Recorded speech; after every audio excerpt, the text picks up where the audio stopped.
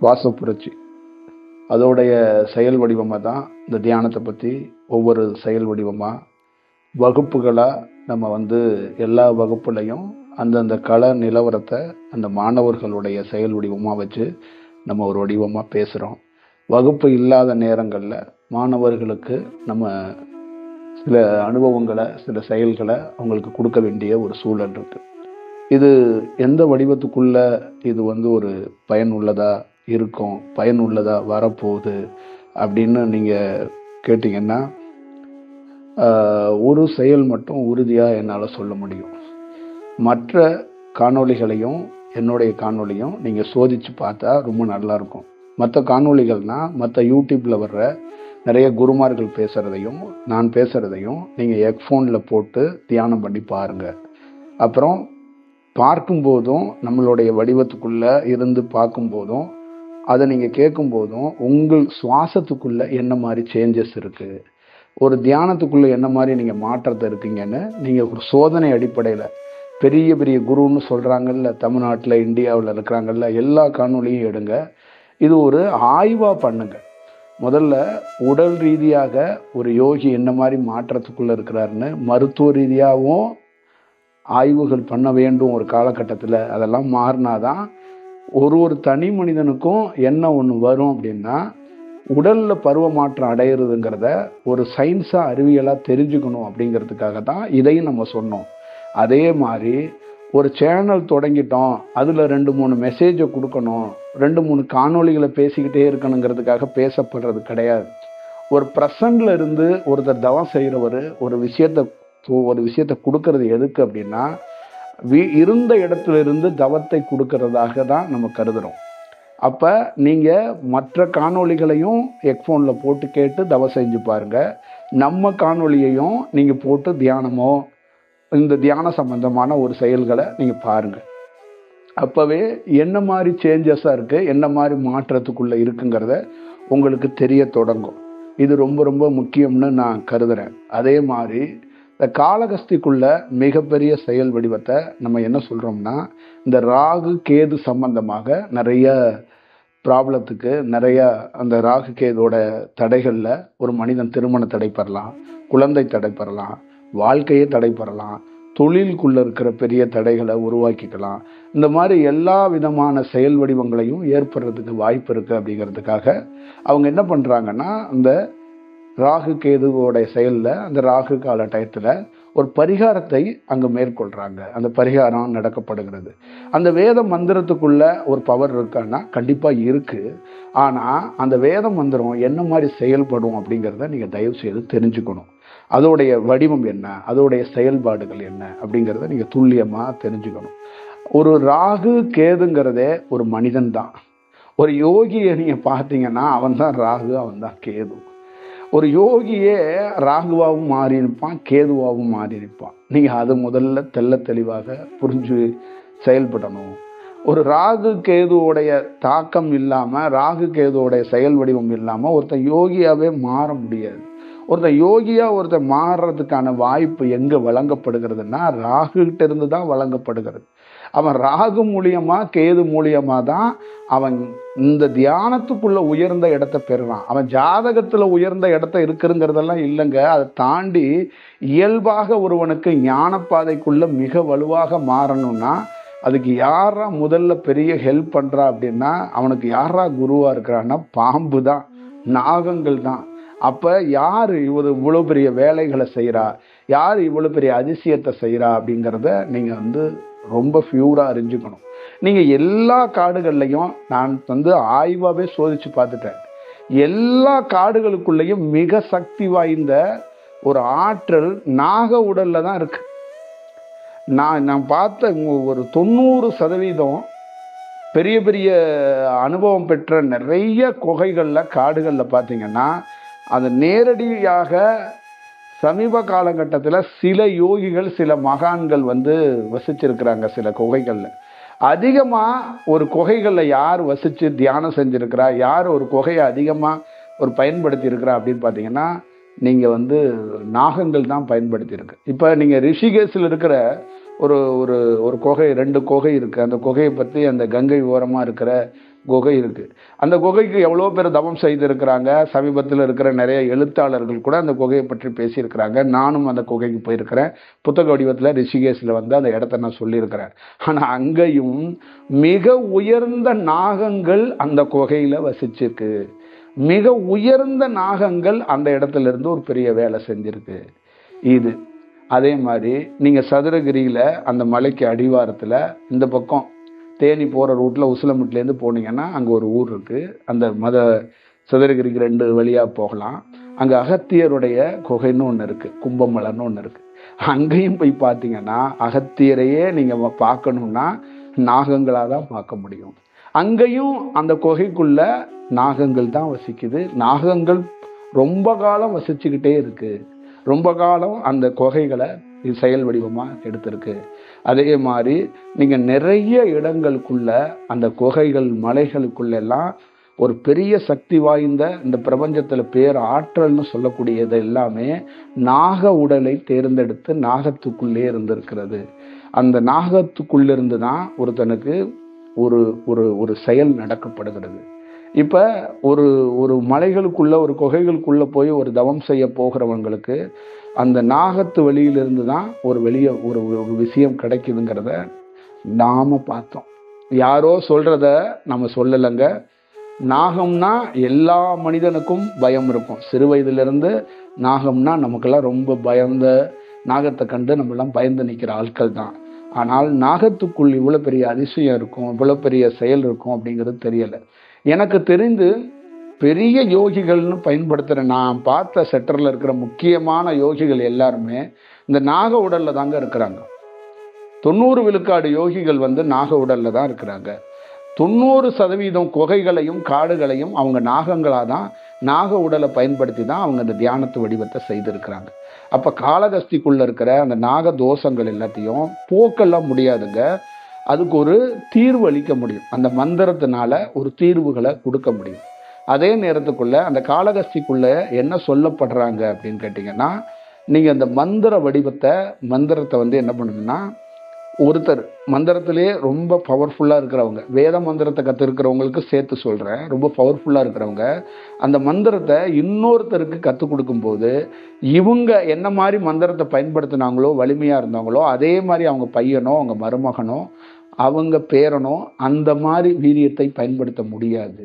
ஏன்னா அவங்க மந்திர உச்சாடனை பண்ணும்போது அந்த செயல் இருக்கும்.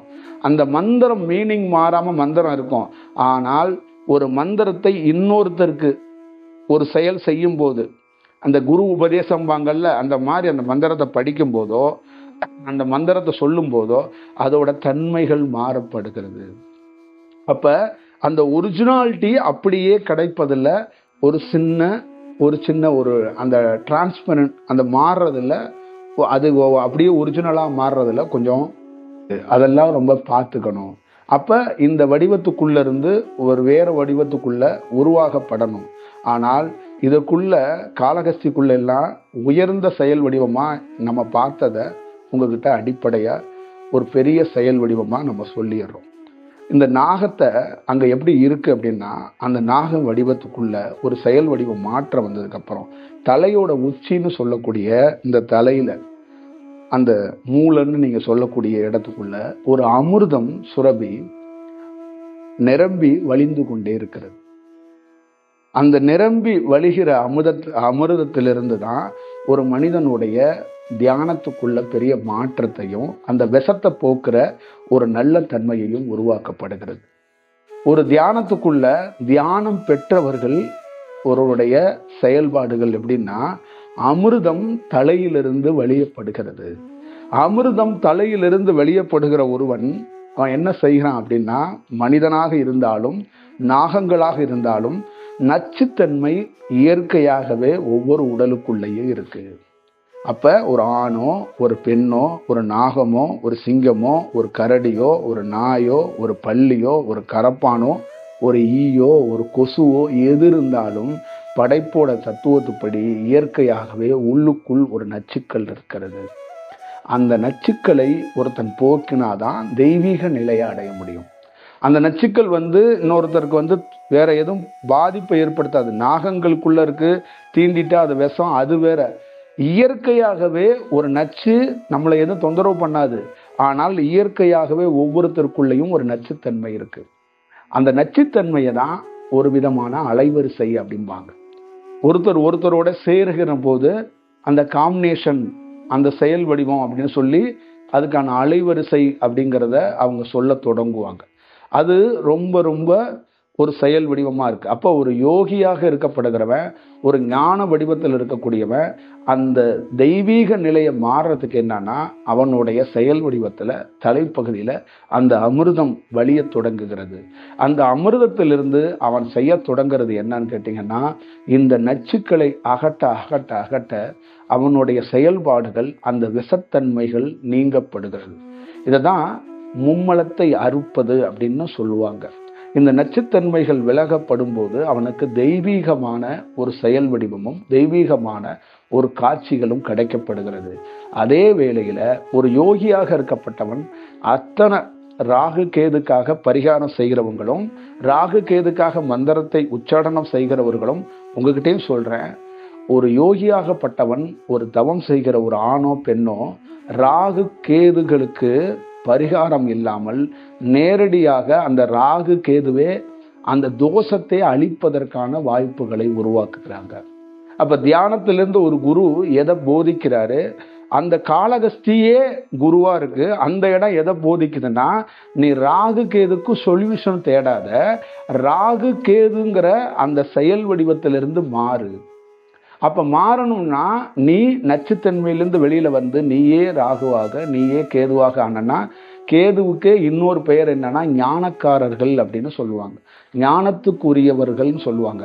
ராகுவை நீங்க நாகமா பார்த்து பயப்படுவீங்கல்ல, இந்த உலகமே வணங்கக்கூடிய கொண்டாடக்கூடியதும் ராகும் கேதுவும் இருக்கக்கூடிய செயல் வடிவம் தான். இந்த தத்துவத்தை தான் உடலுக்குள்ள மிக வடிவமாக மிக நுட்பமாக சொல்லியிருக்கிறாங்க. அப்ப காளகஸ்திக்குள்ள தவம் செய்கிறவர்கள் யாராவது காளகஸ்தியை நினைத்தோ இல்லை எங்க நினைத்து ஒரு தனி மனிதன் எந்த மூலையில் இருந்தாலும், அமெரிக்காவிலேயோ எங்க இருந்தாலும், ஒருவன் ராகு கேதுவுடைய தொந்தரவுலேருந்து மீண்டு வருவதற்கு அவன் அந்த சொல்யூஷனை தேடாம, மந்திரத்தை தேடாம, தவத்துக்குள்ளே அந்த செயலையே அவனால் அழிக்க முடியும். அதிலிருந்து விடுபட்டு வர முடியும். அதிலிருந்து ஒரு நல்ல செயலை உருவாக்கி கொள்ள முடியும். அப்படித்தான் ஒரு மிகப்பெரிய ஞான வடிவத்தை செயல் வடிவமாக மாற்றப்படுகிறது. ஆரம்ப காலகட்டத்தில் ஒரு மனிதனாக இருக்கட்டும், ஒரு நாகமாக இருக்கட்டும், அதோடைய நாகத்தன்மையில தான் ஒரு நாகம் இருக்கும். மனிதன் மனித தன்மையில தான் இருப்பான். அவனுடைய தியானம், அவனுடைய வடிவம் மாற மாற அந்த மனிதனுக்குள் ஒரு பெரிய மாற்றம் நடக்குது. அதே போலதான் ஒரு நாகத்துக்கும் அதற்குள்ள இருக்கிற மாற்றத்துக்குள்ள ஒரு பெரிய செயல் வடிவமா இருக்கு. நீங்க ஒரு நல்ல தெய்வீகமான ஞானமான நாகம் ஆயிடுச்சுன்னா அது உங்க காலடியில படுத்திருக்கும். அது எந்த தீண்டாது. நீங்க எத்தனை முறை போய் அதை டிஸ்டர்ப் பண்ணாலும் அது உங்களை கடிக்கிறதுக்கோ உங்களை எந்த முற்படுறதுக்கான ஒரு செயல் வடிவமா இருக்காது. அதனால அதெல்லாம் ஒரு வடிவமாக இருக்கு. அப்ப காளகஸ்தி என்பது வெறும் சடங்கு சம்பிரதாயம் செய்கிற ஒரு இடமாக அது இல்லை. அது அப்படியாப்பட்ட ஒரு செயல் வடிவமாக தோற்றுவிக்கப்பட்டுருச்சு. இன்னைக்கு இந்திய பாரம்பரியத்துல அந்த இடத்தை அப்படித்தான் பார்க்குறாங்க. உயர்ந்த தவத்துக்குரிய இடமும் உயர்ந்த தவத்திலிருந்து ஞானத்தை பெற்ற இடம். ஒரு நாகம் தெய்வீகமாக மாறி நாகமே கடவுளாக மாறிய இடம், நாகமே உயர்ந்த குருவாக மாறிய இடம், ஒரு நாகமே போதனை சொல்கிற இடம், ஒரு நாகமே படைப்போட தத்துவத்துக்கு உதவுகிற இடம். என் போன்ற சாதாரண மனிதனாக இருக்கக்கூடியவனுக்கு பேர் உதவியை ஒரு மனிதன் செய்யவில்லை, அந்த நாகம்தான் செய்கிறது. ஒவ்வொரு முறையும் காளகஸ்திக்குள் என்னை வழிநடத்துவதோ, எனக்கு ஒரு செயல் வடிவத்தை கொடுப்பதோ, என்னை நல்வழிப்படுத்துவதோ, என்னை பலப்படுத்துவதோ, எனக்குள்ளே இருக்கின்ற நெறிகளையும் செயல்களையும் என்னை தயார் செய்வதற்கு, எனக்குள்ளே சில மிகைப்படுத்துவது ஏதாவது இருந்தா கூட தமிழ்நாட்டிலேயோ இந்தியாவிலேயோ என்னை சரி செய்கிற ஒரு இடம் எங்க இருக்குன்னா அது காளகஸ்தி தான். என்னையே ஒரு சரி செய்கிற சுய பரிசோதனை செய்கிற ஒரு கூடாரம் எதுன்னா காளகஸ்தியை தான் நம்ம சொல்லுவோம். அப்ப அந்த காளகஸ்திக்குள்ள எங்கேயுமே இந்திய பாரம்பரியத்துக்குள்ள கண்டுபிடிக்க முடியாத அளவுக்கு இந்த வேதங்களும் மந்திரங்களும் தாக்கத்தில் இருக்கிறதுனால இந்திய மக்கள் அதிலிருந்து விடுபட மாட்டேங்கிறாங்க. அந்த உடைய உண்மை தத்துவத்துக்குள்ள அவங்க தெரிஞ்சு கொள்ள மாட்டேங்கிறாங்க. என்றாவது ஒரு நாள் அது ஞானத்துக்குரிய இடம். ஒரு இடம் எந்த வடிவத்தில் இருக்கு அப்படிங்கிறது ரொம்ப முக்கியம்.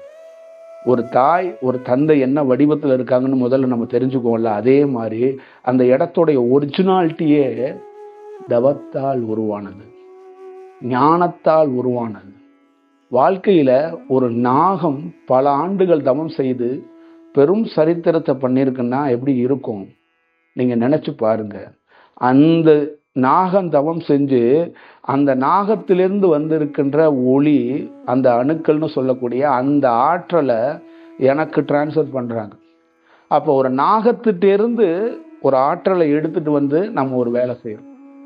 அப்ப எவ்வளவு பெரிய உயர்ந்த செயல் அங்க இருக்கு, எவ்வளவு பெரிய உயர்ந்த விஷயம் இருக்குங்கிறத புரிஞ்சுக்கணும். இதெல்லாம் எதற்கு ஒரு மாணவர்களுக்கும் சொல்றோம்னா, முதல்ல அடிப்படையை தெரிந்து கொண்டு நம்ம பிரயாணிக்க வேண்டும். அடிப்படை ரொம்ப முக்கியம். அடிப்படையை விட்டு நம்ம ஒரு வேலையை செய்யக்கூடாது.